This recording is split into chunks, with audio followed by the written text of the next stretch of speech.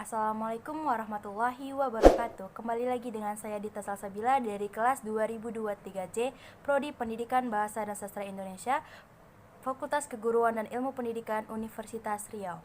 Di sini saya akan membahas tentang penerapan strukturalisme genetik dalam teori sastra. Sebelumnya, apa sih strukturalisme genetik?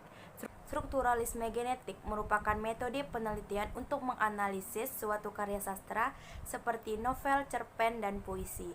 Teori ini lahir pada tahun 1953 dan dikemukakan oleh Lucien Goldman.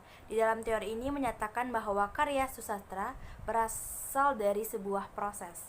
Dalam strukturalisme genetik, ada 3 hal yang harus kita kaji.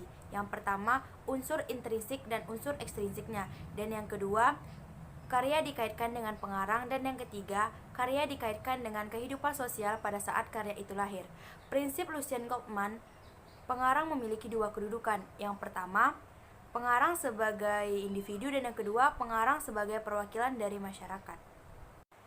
Nah, sekarang mari kita lanjutkan tentang pembahasan penerapan strukturalisme genetik dalam teori sastra. Di sini saya akan mengkaji novel Ketika Cinta Bertasbih. Yang pertama, saya akan mengkaji unsur intrinsik dan ekstrinsik novel Ketika Cinta Bertasbih. Habibur Rahman El-Shirazi alias Kang Abik merupakan seorang novelis terkenal di Indonesia. Dia bahkan dinobatkan sebagai novelis nomor 1 Indonesia oleh Undip. Dia lahir di Semarang, Jawa Tengah, Indonesia pada tanggal 30 September 1976. Selain dikenal sebagai seorang novelis, Habibur Rahman El-Shirazi juga dikenal khalayak umum sebagai seorang penyair, dai, bahkan sutradara. Inilah sebagian karya-karya dari Habibur Rahman El-Shirazi. Selanjutnya, inilah unsur intrinsik yang terkandung dalam novel Ketika Cinta Bertasbih.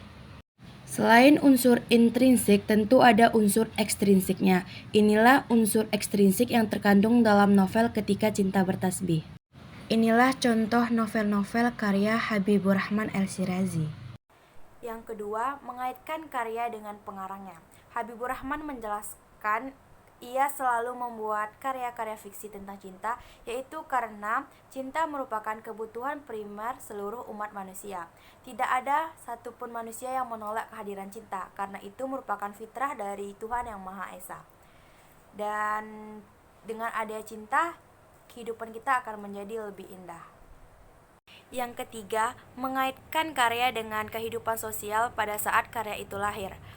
Novel Ketika Cinta Bertasbih ini terbit pada tahun 2007 dan banyak diapresiasi dan disukai oleh masyarakat. Novel ini banyak mengandung nilai-nilai moral yang mendidik. Novel Ketika Cinta Bertasbih ini juga dibuatkan film yang rilis pada tahun 2009. Film ini banyak mendapatkan penghargaan. Jadi dapat disimpulkan bahwa sastra dapat dipandang dari 6 segi.